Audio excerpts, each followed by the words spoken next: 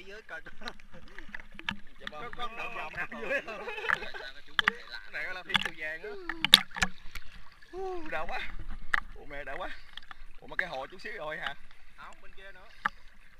Đây là có một góc cái hồ thôi chứ hồ này rộng lắm.